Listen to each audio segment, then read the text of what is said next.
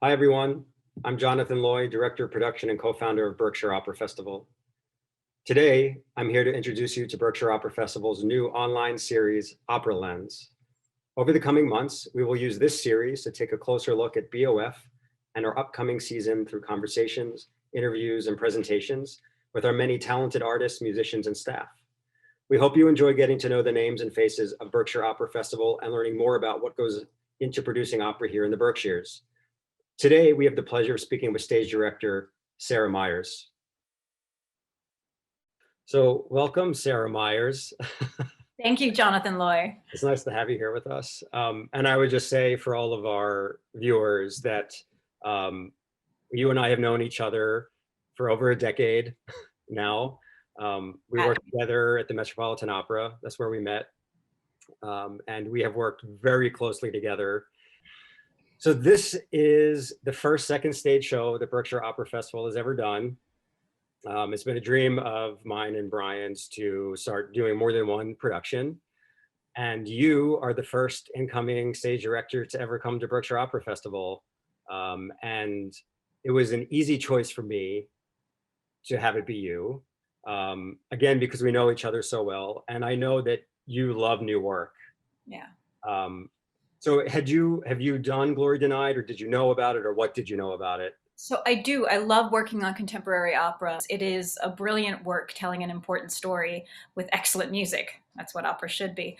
So I am particularly grateful to you that you called and offered me the chance to not only work at BOF, but also a chance to get to know this opera, because that's been a real opportunity. It's been a real journey emotionally and intellectually. I have been doing the research for this project has opened my eyes in many ways to not just this story, which is beautiful and emotional, but the way it's told. It's really told with sensitivity and empathy. And I think that that's one of the things that draws me to it and that I'm so excited to share with your audience. Yeah. I saw you do Telltale Heart, was in 2016, in a crypt in New That York was so City. much fun.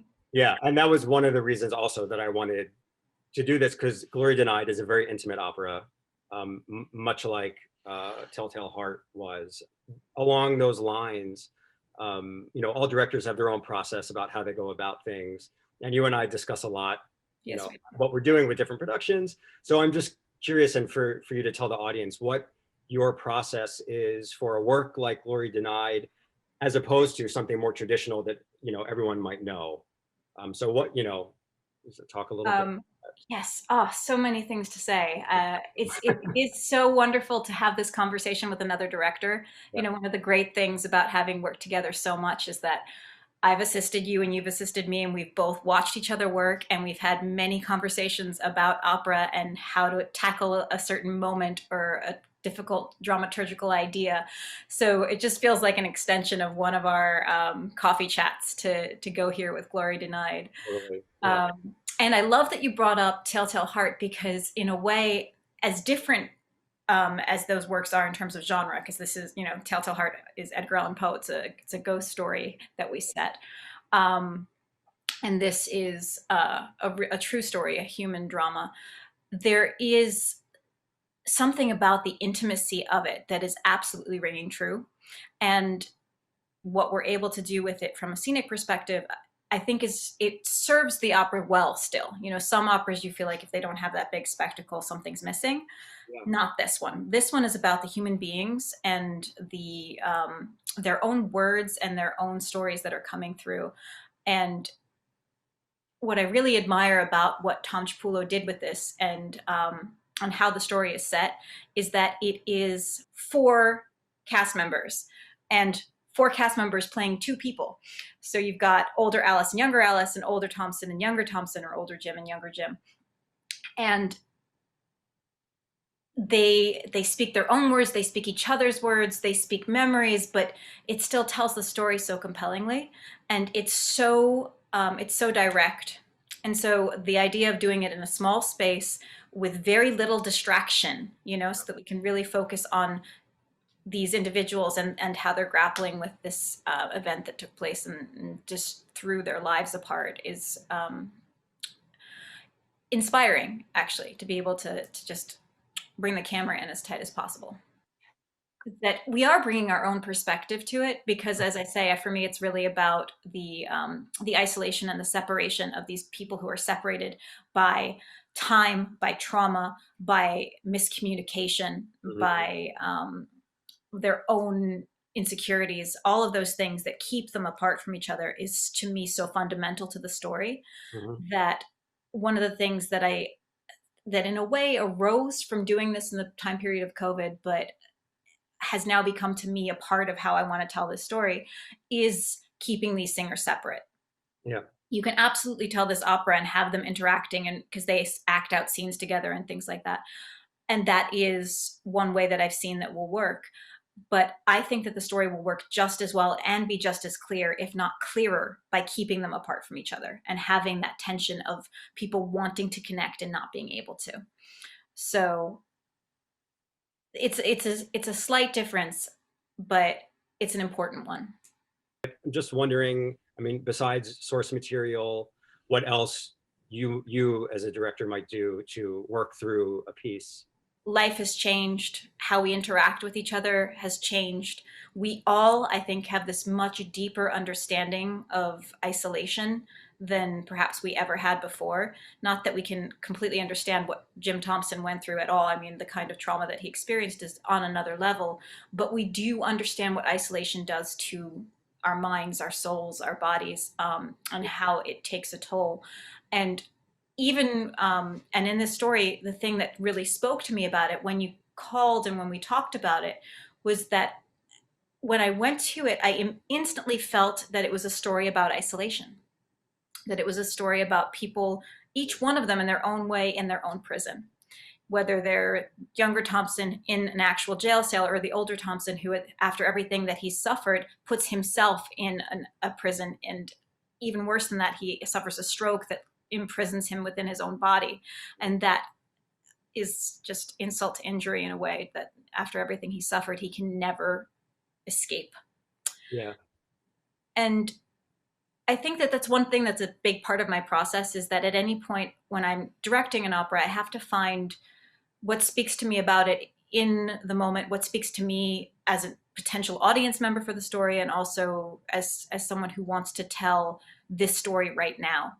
And so I've really gravitated to that, Mhm. and that has led to the conversations and the research, that I've been doing is sort of inspired by that. Fantastic. And then that would lead us to how we collaborate with our designers. Exactly. So for you, what is that process? So we're working with Cameron Anderson, who's the set designer.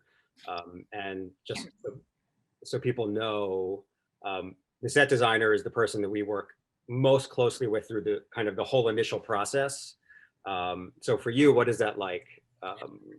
It's working with Cameron is a joy. She's a brilliant thinker and a brilliant visual artist, and putting those two things together makes her such a powerful collaborator. And she and I very instantly were having very similar conversations. She also very much responded to the humanity of the piece and to the way in which the story is being told, the sincerity and vulnerability of it. So it felt like we were very quickly on the same page, which was great. But I love it when I am a person who responds to images but can't generate them. I have no hand-eye coordination whatsoever.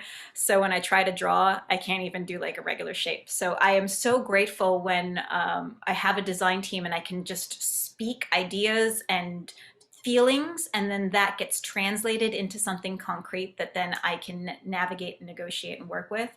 So working with Cameron and having her immediately start showing me things and talking about work that resonates with her, that coheres with the ideas, helps me to take the sort of more abstract ideas that we have and bring it down into something more concrete. I have a set designer that I've worked with for probably over a decade now, and you create a language with these people, and it's hard to explain that you kind of we're trying to take these ideas out of our head and give them to someone, and incredible set designers are so good at taking these pictures we have in our head and going, oh, this is what you mean. And they can speak your language, Yes, and translate your thoughts for yes, you after you've done exactly. a few collaborations.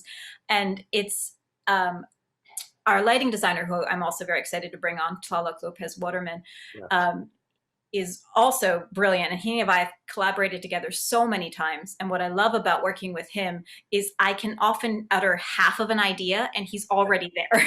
He's already like a few steps ahead of me. In our initial conversations about the lighting design and what elements we might be bringing in, it's almost uncanny how I can say the first 3 or 4 words and he says, I know.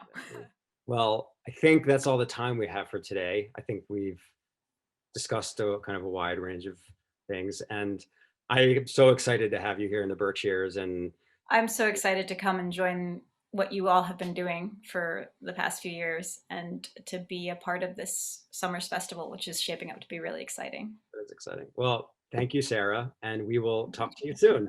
A reminder that you can learn more about Berkshire Opera Festival's upcoming season, including our production of Glory Denied, by visiting our website, www.berkshireoperafestival.org.